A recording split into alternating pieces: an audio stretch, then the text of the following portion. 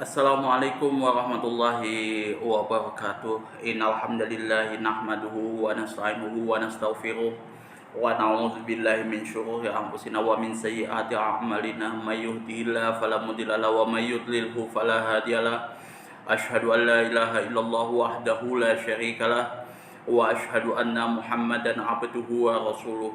Allahumma shalli ala sayidina Muhammad wa ala ali sayidina Muhammad kama shallaita ala sayidina Ibrahim wa ala ali sayidina Ibrahim wa barik ala sayidina Muhammad wa ala ali sayidina Muhammad kama shallaita ala sayidina Ibrahim kama barakta ala sayidina Ibrahim wa ala ali sayidina Ibrahim fil alamin innaka Hamidum Majid. Rabbi shrah li sadri wa yassir li amri wahlul 'uqdatam min lisani yafqahu qawli, amma ba'du. Hadirin hadirat jamaah kaum muslimin wal muslimat yang dirahmati oleh Allah Subhanahu wa taala. Kali ini kita akan membahas hadis nomor 172 yang ada di dalam kitab Bulughul Maram. Nanti insya Allah ada beberapa ini lagi, nanti saya akan lanjutkan pembahasan kitab Fathul Qorib, saya lanjutkan lagi, kemudian kitab Al-Azkar ya, karena ada beberapa kesibukan yang akhirnya upload video pun tertunda. Kemudian saya juga berterima kasih buat teman-teman MLI yang sudah hadir berkunjung, walaupun nggak banyak, ada beberapa gelintir yang ikut berkomentar di video reaksinya. Saya juga berterima kasih banyak buat dukungan teman-teman semuanya, walaupun ada beberapa yang mungkin salah tanggap dan lain sebagainya, tapi oke lah, itu nggak ada masalah ya. Karena ya jujur saja konten saya yang ada di channel saya ini memang umumnya itu serius, jarang ada jok-jok, apalagi dark joke yang mungkin dibawakan oleh yang biasa dibawakan oleh Tretan Muslim dan Coki Pardede. Begitu juga Ustadz Habib Ja'far ya, yang sudah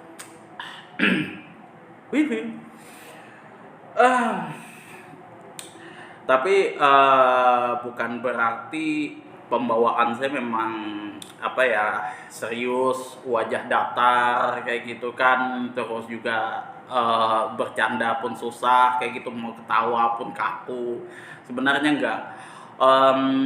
Ini memang yang saya bawakan di sini murni memang kitab-kitab, juga pembahasannya pun ilmiah ala pondok waktu saya mondok di Madura. Jadi sedikit banyak memang bawaannya serius, dan itu sih saya sadari memang bahwa ketika membawakan konten seperti ini, jujur banyak orang yang ketondu lah, bahasa Belandanya tuh ketondu atau mengantuk. Tapi jujur harus saya memang harus mengambil resiko yang seperti ini, konsekuensi yang seperti ini ya, supaya ya teman-teman juga tahu tentang kitab-kitab itu sendiri ya kan, kitab-kitab dari mazhab Syafi'i, kitab-kitab sedikit banyak dari mazhab-mazhab lain yang menjadi rujukan saya ketika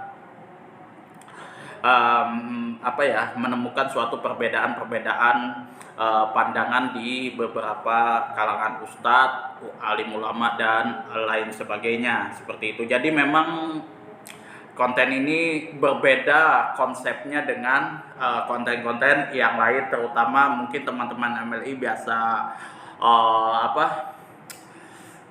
suguhkan konten pemuda tersesat dengan Habib Ja'far.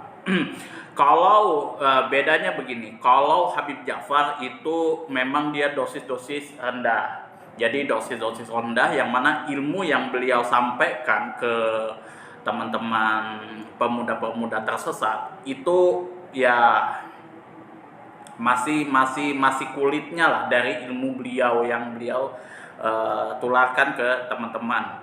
Kalau misalkan konten itu yang yang disuguhkan ke teman-teman pemuda tersesat, kayak konten saya kayak gini dengan durasi 1 jam, itu habis teman-teman nonton mungkin besoknya kalau enggak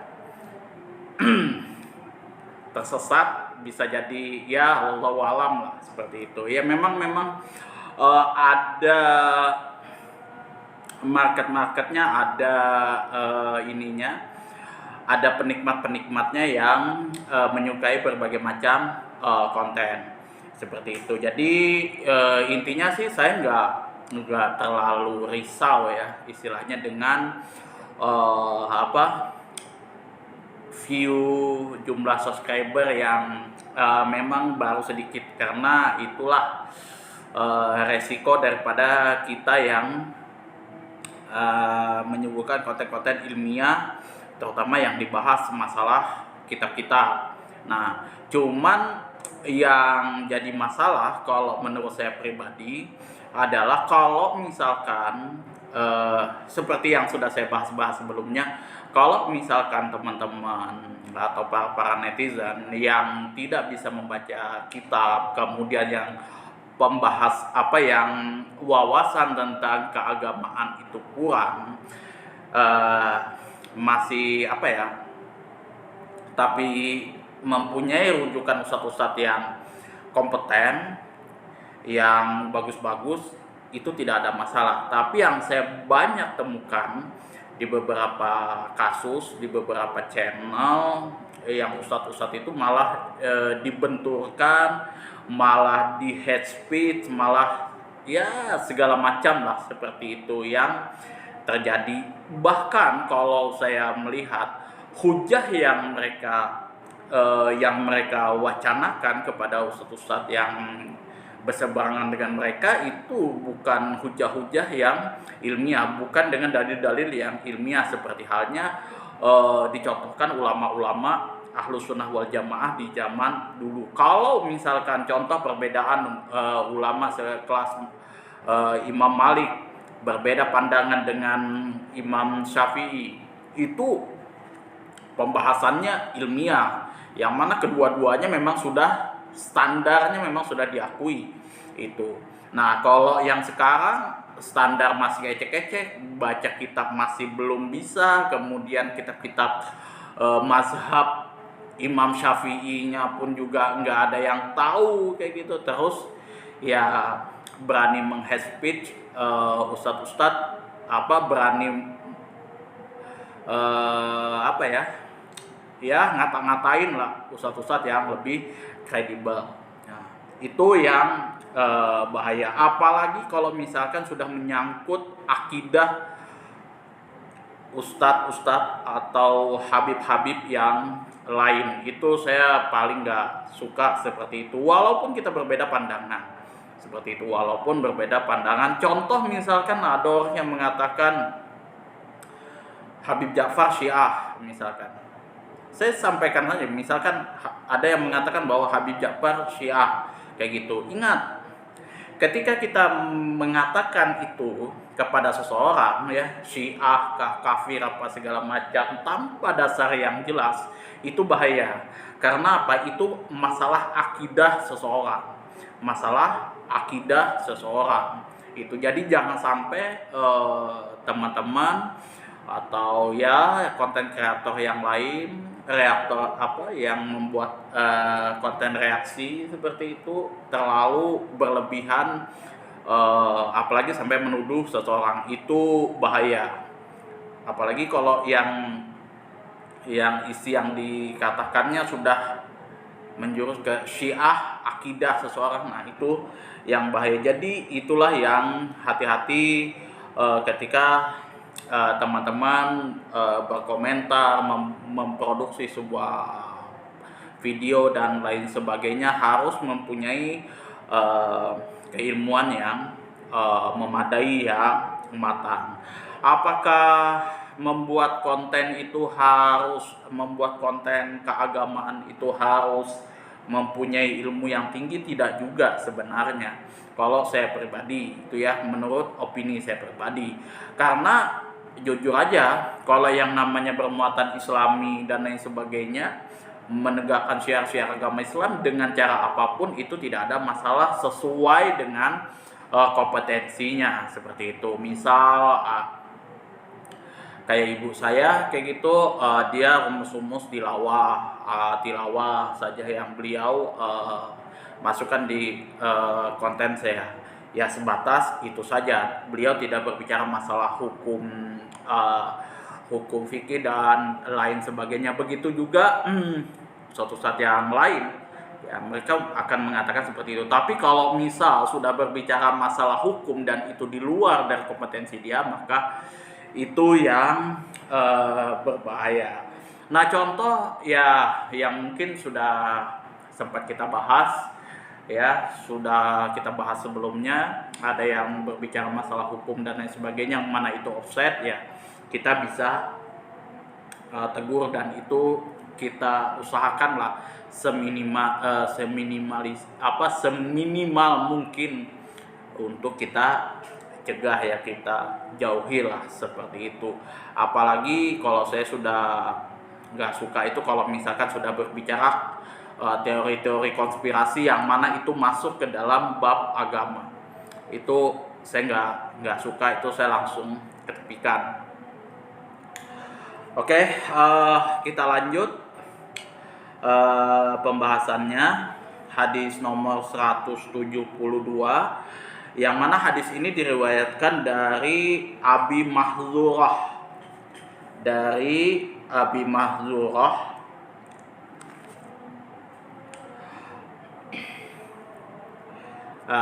Ini hadisnya seperti ini ya.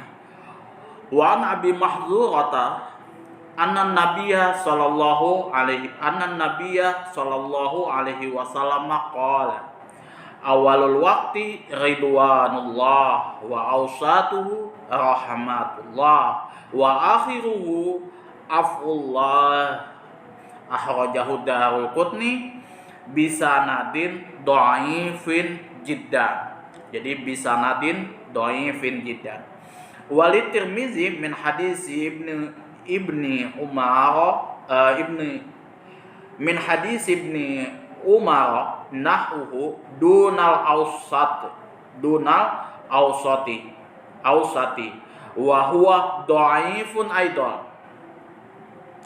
Wa Abi Mahzurah, dari Abi Mahzurah, anna nabiyya, sesungguhnya Rasulullah sallallahu alaihi wasallam, atau sesungguhnya Nabi sallallahu alaihi wasallam qala, telah bersabda, awalul waqti, permulaan waktu salat, yang dimaksud di sini adalah ridwanullah, ridhonya Allah, wa ausatuhu rahmatullah, pertengahannya adalah rahmat Allah, wa akhiruhu afullah, dan akhir daripada salat itu adalah ampunan Allah. Akhrajahu Daruqutni, hadis ini diriwayatkan oleh Imam Daruqutni bisanadin dhaifin jiddan, dengan sanad yang lemah sekali. Wali Tirmizi min hadis Ibnu Umar nahuhu, dari Imam At-Tirmizi melalui jalur Ibnu Umar yang semisalnya, dunal ausat, yang mana hadis tersebut redaksinya tanpa ada lafadz ausat. Jadi wa ausatuhu rahmatullah, itu tidak ada di situ. Wa huwa dhaifun aidan, akan tetapi hadis tersebut sanadnya juga dhaif, sanadnya juga lemah. Jadi untuk mengangkat hadis ini, hadis yang tadi dari Abi Mahzurah ini tidak bisa kayak gitu, karena kalau untuk mengangkat hadis yang dhaif itu harus dia kedudukannya sahih, itu tidak bisa dhaif sama dhaif, bisa yang satu dhaif jiddan kemudian yang satunya dhaif, itu mengangkat menjadi misal contoh hasan di ghairi, itu tidak bisa, jadi harus sahih.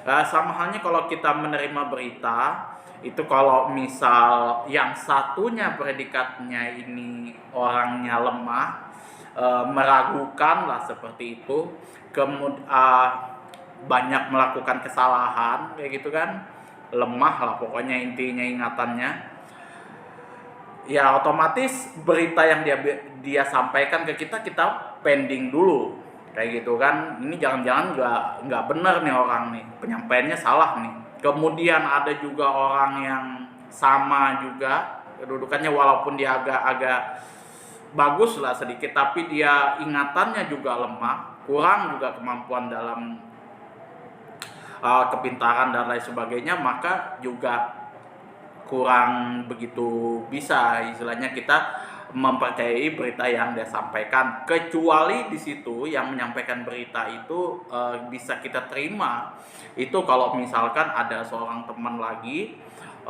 dia ingatannya kuat, pintar, kemudian dia memang orang yang dekat dengan penyampai berita yang menyampaikan suatu berita, dan dia track recordnya bagus, maka berita yang dia sampaikan itu bisa kita terima. Seperti itulah kondisinya, ya kan? Ya mana ini sudah kita bahas sebelum-sebelumnya, kan? Ini cuman kita flashback balik ya pembahasan-pembahasan yang sebelumnya. Jadi awal waktu di sini ridwanullah, ridho Allah, wa ausatuhu, pertengahan waktu itu adalah rahmatullah, rahmatnya Allah, wa akhiruhu, dan akhir dari waktu sholat itu adalah ampunan Allah. Nah, kemudian kita lihat dari makna keseluruhannya. Ketetapan Rasulullah Shallallahu Alaihi Wasallam tentang waktu untuk ibadah menunjukkan sempurnanya perhatian beliau terhadap ibadah. Jadi yang namanya ketetapan waktu itu zuhur, kemarin kita sudah bahas, asar, maghrib, isya, subuh. Nah seperti itu yang sudah kita bahas sebelum-sebelumnya, baik itu di dalam kitab Fathul Qorib, di dalam kitab apalagi ini Bulughul Maram dan syarahnya, itu sudah kita bahas waktu-waktunya, dan memang sudah jelas ya ketetapannya. Kalau misalkan itu diakhirkan seperti hanya sholat isya, fungsinya untuk apa, untuk amalan apa. Kemudian kalau misalkan wanita yang haid itu seperti apa, itu sudah kita bahas. Nah ini fungsinya menunjukkan bahwa kesempurnaan perhatian beliau terhadap ibadah, fokusnya di situ poinnya, ya kan. Jadi memang betul-betul ibadah sholat wajib itu adalah hal yang utama yang harus kita perhatikan waktunya. Jadi jangan sampai kita melenceng di dalam mengerjakan ibadah seperti itu, dan beliau mementingkan di atas segalanya. Jadi yang namanya sholat 5 waktu itu merupakan ibadah yang penting di atas daripada ibadah-ibadah yang lain. Karena itulah seorang yang mukallaf yang bersegera mengerjakan ibadah di permulaan waktu berhak mendapatkan ridha Allah. Sedangkan ridha Allah itu merupakan anugerah yang paling tinggi seperti yang disebutkan di dalam firman Allah Subhanahu wa taala di surat At-Taubah ayat 72. Wa ridwanu minallahi akbar, dzalika huwal fauzul azim. Dan keridhaan Allah adalah hal yang paling besar. Itu adalah keberuntungan yang paling besar yang layak kita dapatkan. Seperti itu. Apabila ia mengerjakan di pertengahan waktu, maka ia berhak untuk mendapatkan rahmat Allah. Dan apabila dia mengerjakan di akhir waktu hingga hampir lewat waktunya, ia berhak mendapatkan ampunan Allah. Ampunan ini tiada lain hanyalah mengenai dosanya. Jadi ya mungkin kalau dia ketinggalan, dia berhak mendapatkan ampunan Allah Subhanahu wa taala. Tapi ini pun hanya sebatas, kalau mungkin saya pribadi hanya fadhailul amal. Kalau misalkan seandainya saya sudah mengerjakan, maka ya kalau misalkan hadis ini pun sahih kayak gitu kan, saya sudah mengerjakan. Tapi kalau misalkan ini tidak ada, maka ya oke, sudah tidak ada masalah. Ini ya sebatas hanya fadhailul amal. Jadi kita lebih mengutamakan di awal waktunya kayak gitu, karena derajat ini hadisnya adalah dhaif jiddan. Beda kalau misal hadisnya berpredikat hasan kah gitu, meskipun ya hasannya hasan li ghairi kayak gitu, bukan hasan li zati, apalagi sahih seperti itu. Jadi teman-teman harus tahu ya hukum-hukum itu seperti apa. Misalkan kalau kita berbicara masalah hukum wajib, kemudian sunnah dan lain sebagainya, itu harus teman-teman pelajari di dalam ilmu fikih itu, supaya teman-teman menjalankan syariat agama Islam itu bisa dengan tenang, leluasa, tanpa ada tekanan, tanpa ada sesuatu yang memberatkan kayak gitu. Apalagi kalau misalkan sudah berbicara masalah bid'ah, ya kan, bid'ah. Jadi kalau bid'ah itu sudah beda lagi gitu ya. Nah, kemudian kalau kita analisis lafadznya adalah awalul waktu, permulaan waktu sholat. Maksudnya ialah sholat fardu. Bisanadin dhaifin jiddan, di sini maksudnya adalah dengan sanad yang lemah sekali. Jadi sanadnya ini lemah banget lah kalau anunya. Karena hadis ini dari riwayat Ya'qub ibnu Walid, yang mana Imam Ahmad mengatakan bahwa ia termasuk pendusta besar. Ibnu Ma'in ini Yahya bin Ma'in,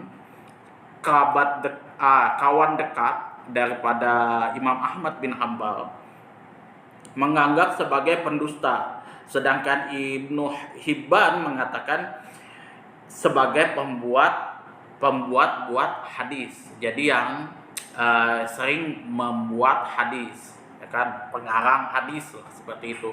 Nah, kalau sudah seperti ini maka ya sudah susah sih untuk dipakai gitu ya, yang diamalkan itu pembuat hadis. Nah, kalau misalkan kita sudah bahas sebelumnya itu, kalau yang namanya pengarang hadis, pembuat hadis palsu, pemalsu hadis, maka itu sudah maksiatnya itu sudah level tertinggi. Jadi pembuat hadis palsu itu level maksiatnya adalah level tertinggi. Dosanya dosa yang paling besar di situ. Itu hati-hati kita di dalam menyampaikan hadis-hadis itu. Nah, meskipun kita tidak membuat hadis tersebut, tapi kita membacakan hadis tersebut, maka kita bisa ya kecipratan dosanya kayak gitu. Kita bisa ikut-ikutan juga. Makanya kalau misal ulama-ulama hadis itu sangat konsen dalam masalah hadis itu ya. Ustadz ahli hadis itu ya seperti halnya Ustadz Adi Hidayat, Ustadz Abu Somad, kemudian Dr. Muhammad Asri Zainul Abidin kayak gitu. Kemudian Ustadz siapa lagi? Ustadz Dr. Zaimir Hamdi gitu kan. Nah, itu memang concern banget itu kalau masalah hadis. Itu kalau misalkan kita membacakan hadis maudhu seperti itu tanpa tanpa membacakan sanadnya segala macam serampangan, itu langsung beliau tegur itu karena jujur aja ketika kita membacakan hadis, nah tanpa kita disclaimer hadisnya seperti apa kedudukannya, maka orang langsung mengamalkan. Nah, kalau mengamalkan hadis maudhu, nah yang palsu-palsu seperti itu, maka nanti ajaran agama nanti akan melenceng. Itu yang ditakutkan oleh para ulama-ulama hadis ya. Jadi seperti itu. Jadi ajaran agama Islam itu nanti akan melenceng, bisa diperjualbelikan sesuai dengan kepentingan-kepentingan duniawinya. Itu kalau misalkan dia mau ikut berpolitik, maka dia karang hadis yang berkenaan masalah kepentingan politiknya. Kalau dia penjual obat-obatan apa segala macam, dia bikin karang kayak gitu kan, sesuai dengan ininya. Itu yang bahaya, apalagi masalah baju, fashion dan lain sebagainya. Nah, itu yang berbahaya, yang itulah yang dicegah oleh ustadz-ustadz atau ulama-ulama ahli atau di bidang hadis. Makanya kalau misalkan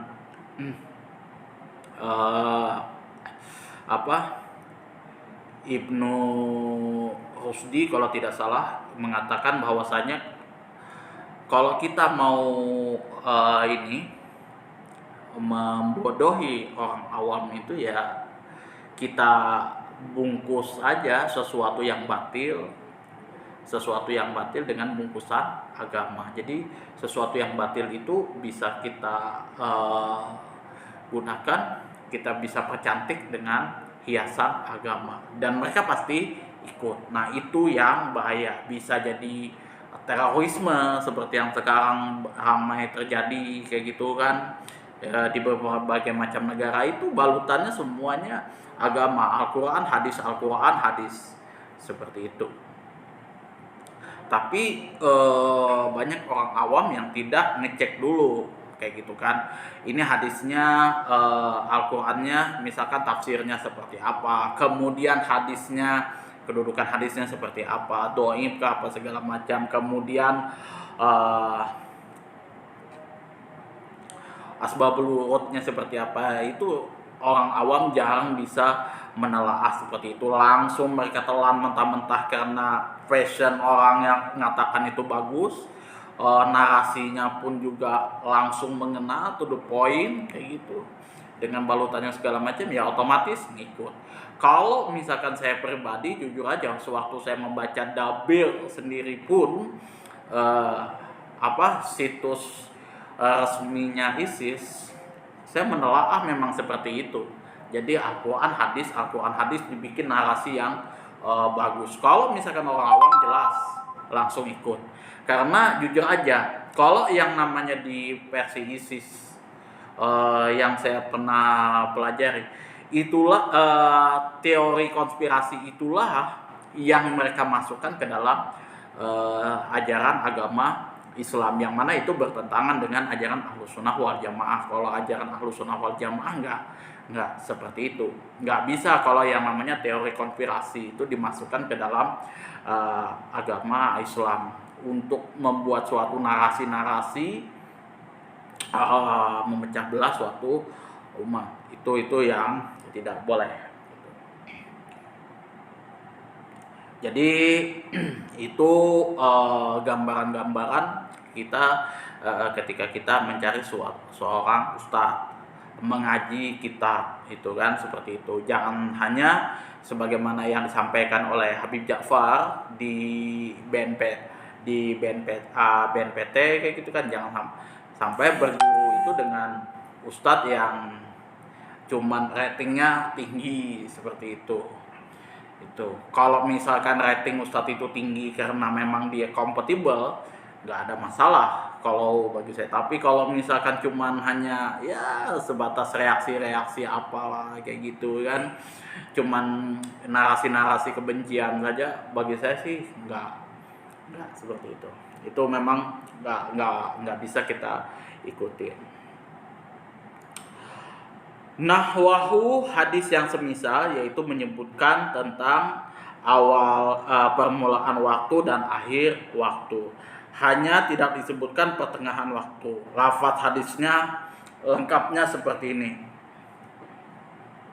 awalul waqti ridwanullah wa akhiruhu afwullah. Permulaan waktu itu merupakan ridho Allah dan akhir waktu adalah ampunan Allah. Jadi wa ausatuhu rahmatullah di sini tidak ada. Wa huwa dhaifun aidan.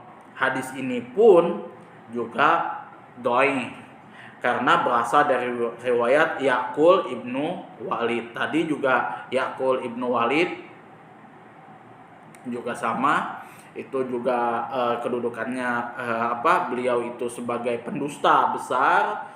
Kemudian Yahya bin Ma'in mengatakan juga seperti itu, pendusta besar. Bahkan Ibnu Hibban mengatakan bahwa beliau sebagai pembuat hadis.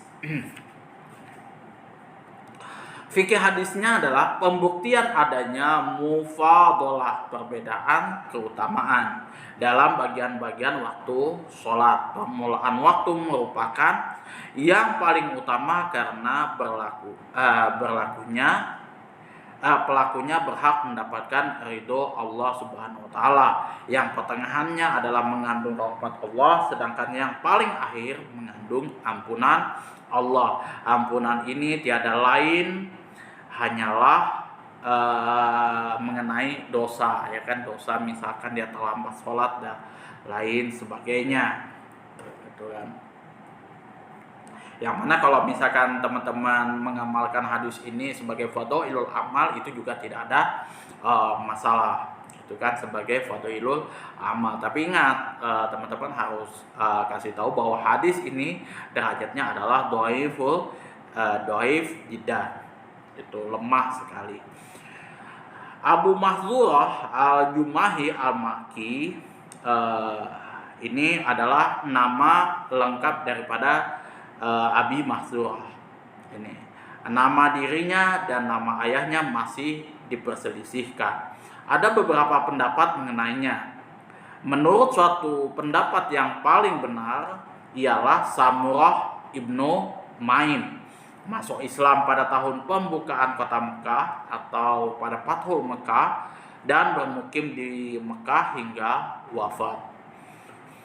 Ia menjadi juru azan setelah sholat di Mekah, dan ia mempunyai beberapa hadis. Kemudian riwayatnya diambil oleh anaknya bernama Abdul Malik dan juga oleh Ibnu Muhairis.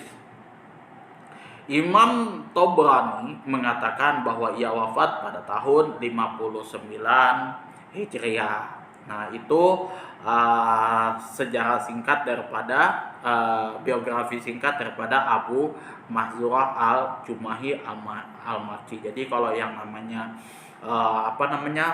biografi sahabat sampai perawi hadis yang ke bawah, itu biografinya itu selalu ditulis, itu ya, di detail. Kalau ulama-ulama hadis itu mengarang gitu kan, mengarang biografi kayak gitu kan, karena biografi ini penting untuk menilai kesohihan hadis tersebut.